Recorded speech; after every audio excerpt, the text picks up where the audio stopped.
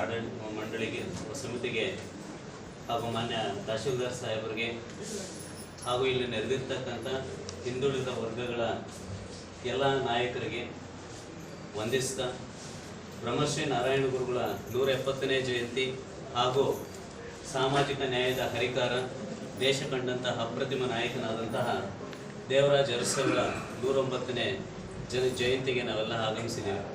ಬಂಧುಗಳೇ, 19 ಮತ್ತು 20ನೇ ಶತಮಾನದ ಒಂದೇ ನಾಣ್ಯದ ಎರಡು ಮುಖಗಳು ಬ್ರಹ್ಮಶ್ರೀ ನಾರಾಯಣ ಗುರುಗಳು ಮತ್ತು ದೇವರಾಜ ಅರಸರು.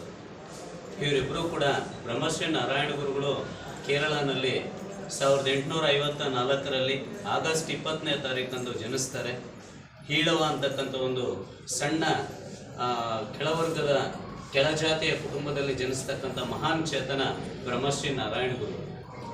ಬ್ರಹ್ಮಶ್ರೀ ನಾರಾಯಣ ಗುರುಗಳಿಗೆ ಯಾವುದೇ ಸಮಾಜವನ್ನು ಕಂಡಾಗ ಅವ್ರಿಗೆ ಅನ್ನಿಸ್ತು, ಈ ಸಮಾಜಕ್ಕಾಗಿ ನಾನು ಏನಾದರೂ ಒಂದು ಮಾಡಬೇಕು. ಈ ಸಮಾಜದಲ್ಲಿ ಕೆಳಜಾತಿಯಲ್ಲಿ ಕೆಳಮಟ್ಟದಲ್ಲಿ ಇರ್ತಕ್ಕಂಥ ಪ್ರತಿಯೊಬ್ಬ ವ್ಯಕ್ತಿಗೂ ಕೂಡ ಸಾಮಾಜಿಕ ನ್ಯಾಯ ಅಂತಕ್ಕಂಥದ್ದು ತಲುಪಬೇಕು ಅಂತಕ್ಕಂಥ ಮಹಾನ್ ಚಿಂತನೆಯನ್ನು ಇಟ್ಕೊಂಡಂಥ ವ್ಯಕ್ತಿ ಬ್ರಹ್ಮಶ್ರೀ ನಾರಾಯಣ ಗುರುಗಳು. ಈ ಬ್ರಹ್ಮಶ್ರೀ ನಾರಾಯಣ ಗುರುಗಳು ಕೇರಳದಲ್ಲಿ ಓದ್ಕೊಂಡು ಕೇರಳದಲ್ಲಿ ಅಸ್ಪೃಶ್ಯ ಜಾತಿಯವರು ಅನುಭವಿಸ್ತಾ ಇದ್ದಂಥ ಒಂದು ಪರಿಸ್ಥಿತಿ ಯಾವ ರೀತಿ ಇತ್ತು ಅಂತಂದರೆ, ರವೀಂದ್ರನಾಥ್ ಠಾಗೂರ್ ಅವರು ಒಂದ್ಸರಿ ಕೇರಳವನ್ನು ಭೇಟಿ ಕೊಟ್ಟಾಗ ಹೇಳ್ತಾರೆ, ಏನಂತ ಹೇಳ್ತಾರೆ ಅಂದರೆ, ಮಲಬಾರ್ ತೀರ ಪ್ರಾಂತ್ಯ ಏನಿದೆ, ಈ ಮಲಬಾರ್ ತೀರ ಪ್ರಾಂತ್ಯದಲ್ಲಿರ್ತಕ್ಕಂಥ ಅಸ್ಪೃಶ್ಯತೆಯನ್ನು ನಾವು ಕಂಡ್ರೆ ಬಹುಶಃ ಈ ನಮ್ಮ ಪ್ರಪಂಚದಲ್ಲಿ ಭೂಖಂಡ ಏನಿದೆ, ಭೂಖಂಡದಲ್ಲಿ ಯಾವೊಬ್ಬ ಮನುಷ್ಯ ಕೂಡ ಈ ಒಂದು ಅಸ್ಪೃಶ್ಯತೆಯನ್ನು ಅನುಭವಿಸ್ತಾ ಇಲ್ಲ. ಮಲಬಾರ್ ತೀರ ಪ್ರದೇಶದಲ್ಲಿ ಈ ಅಸ್ಪೃಶ್ಯತೆಯನ್ನು ಅನುಭವಿಸ್ತಾ ಇದೆ. ಕೇರಳ ಈ ಮಲಬಾರ್ ಪ್ರಾಂತ್ಯ ಒಂದು ಉಚ್ಚಾಸ್ಪತ್ರೆ ತರ ಇದೆ ಅಂತ ರವೀಂದ್ರನಾಥ್ ಠಾಗೂರ್ ಅವರು ಆವತ್ತು ನಮ್ಮ ನಾರಾಯಣ ಗುರುಗಳ ಜೊತೆ ಚಿಂತನೆಯನ್ನು ನಡೆಸಿರ್ತಾರೆ.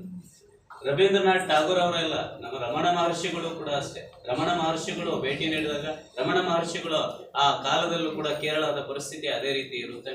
ಅಲ್ಲಿಂದ ಬ್ರಹ್ಮಶ್ರೀ ನಾರಾಯಣ ಗುರುಗಳು ತಮ್ಮ ಚಂಪುಜಂತೆ ಅಂತಕ್ಕಂಥ ಗ್ರಾಮದಲ್ಲೇ ಪ್ರಾಥಮಿಕ ಶಿಕ್ಷಣವನ್ನು ಮುಗಿಸ್ಕೊಂಡು ನಂತರ ಅವನೇನ್ ಮಾಡ್ತಾರೆ ಅಂತಂದ್ರೆ ಆಧ್ಯಾತ್ಮಿಕದ ಕಡೆ ತಮ್ಮ ಒಲವನ್ನ ಕೊಡ್ತಾ ಚಿಂತನೆಗಳನ್ನ ಮಾಡ್ತಾ ಮರುವತ್ತ ಮಲೆ ಅಂತಕ್ಕಂಥ ಪ್ರದೇಶದಲ್ಲಿ ಕನ್ಯಾಕುಮಾರಿಯಿಂದ ಒಂದು 10 ಕಿಲೋಮೀಟರ್ ದೂರದಲ್ಲಿ ಇರ್ತಕ್ಕಂಥ, ನಾವು ಇವತ್ತು ಕನ್ಯಾಕುಮಾರಿ ವಿ ಶೇಪ್ ಅನ್ನ ನಾವು ಏನ್ ನೋಡ್ತೀವಿ, ಕಾಲೇಜ್ ಮಕ್ಕಳು ಎಲ್ಲ ಇದ್ದೀರಿ, ಅಲ್ಲಿ ನೀಲಗಿರಿ ಹಿಲ್ಸ್ ಅಂತ ಏನ್ ಕಂಡು ಬರ್ತದೆ, ನಮ್ಮ ಪಶ್ಚಿಮ ಘಟ್ಟಗಳು ಮತ್ತೆ ಪೂರ್ವ ಘಟ್ಟಗಳು ಹೊಂದಾಗ್ತಕ್ಕಂಥ ಒಂದು ಸ್ಥಳ ಏನಿದೆ, ಈ ನೀಲಗಿರಿ ಹಿಲ್ಸ್ ಅಂತಕ್ಕಂಥ ಒಂದು ಪ್ಲೇಸ್ ಅಲ್ಲಿ ಸುಮಾರು 800 ಅಡಿ ಹತ್ತಿರದಲ್ಲಿ ಪಿಲ್ಲತ್ತಡಮ ಅಂತಕ್ಕಂಥ ಒಂದು ಗುಹೆಯಲ್ಲಿ ಜ್ಞಾನೋದಯವನ್ನು ಪಡ್ಕೊಂತಾರೆ ನಾರಾಯಣ ಗುರು.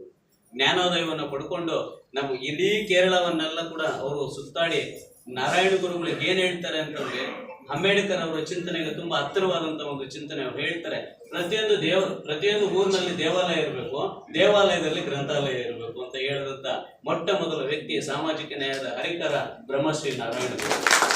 ಆ ದೇವಾಲಯಕ್ಕೆ ಬರ್ತಕ್ಕಂಥ ಪ್ರತಿಯೊಬ್ಬ ಭಕ್ತರು ಕೂಡ ಪುಸ್ತಕವನ್ನ ಓದಬೇಕು. ಪುಸ್ತಕವನ್ನ ಓದಿದ್ರೆ education enlightens the life of the human beings ಅಂತ ಅಂದ್ಬಿಟ್ಟು ಆಗ್ಲೇ ಕಂಡುಕೊಂಡಂತ ವ್ಯಕ್ತಿ ಬ್ರಹ್ಮಶ್ರೀ ನಾರಾಯಣ ಗುರು.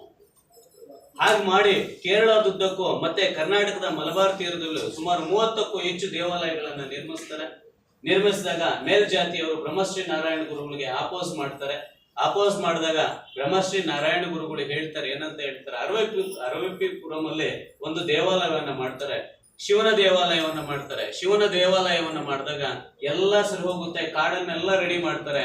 ಕಾಡನ್ನೆಲ್ಲ ಒಂದು 3 ಎಕರೆ ಜಾಗವನ್ನ ರೆಡಿ ಮಾಡ್ತಾರೆ. ಅಲ್ಲೊಂದು ದೇವಾಲಯವನ್ನ ಕಟ್ತಾರೆ. ಅಲ್ಲಿ ವಿಗ್ರಹ ಇಡಬೇಕು.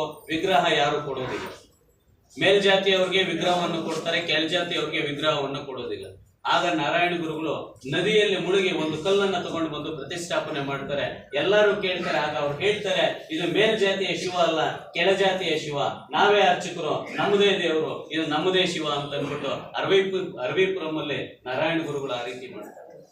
ನಮ್ಮ ಕರ್ನಾಟಕದ ಗೋಕರ್ಣದಲ್ಲೂ ಕೂಡ, ಗೋಕರ್ಣ ಕ್ಷೇತ್ರದಲ್ಲೂ ಕೂಡ ಬ್ರಹ್ಮಶ್ರೀ ನಾರಾಯಣ ಗುರುಗಳು ಸ್ಥಾಪನೆ ಮಾಡಿರ್ತಕ್ಕಂಥ ಒಂದು ದೇವಾಲಯವೇ.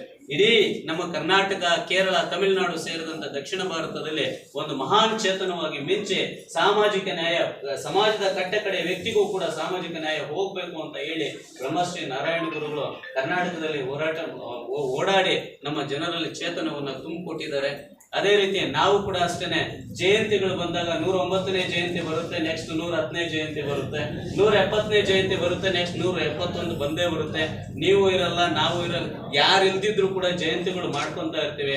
ನಾ ಎಲ್ಲ ಸಮಾಜ ಹಿಂದುಳಿದ ವರ್ಗಗಳ ಎಲ್ಲ ನಾಯಕರಲ್ಲೂ ಕೂಡ ಎಲ್ಲ ಮಕ್ಕಳಲ್ಲೂ ಕೂಡ ಬೇಡ್ಕೊಳ್ಳೋದೇನು ಅಂತಂದ್ರೆ ಅವರ ಚಿಂತನೆಗಳನ್ನ ಅವರ ಆಶಾಭಾವನೆಗಳನ್ನ ನಾವು ಮುಂದಕ್ಕೆ ತಗೊಂಡು ನಾವು ಅದನ್ನ ತಗೊಂಡೋದ್ರೆ ಅವರ ಚಿಂತನೆಗಳನ್ನ ನಾವು ಮುಂದಕ್ಕೆ ತಗೊಂಡೋದ್ರೆ ನಿಜವಾಗ್ಲೂ ಕೂಡ ನಾವು ಅವ್ರು ಮಾಡ್ತಕ್ಕಂಥ ಒಂದು ಜಯಂತಿಗೆ ಒಂದು ಅರ್ಥ ಇರ್ತದೆ.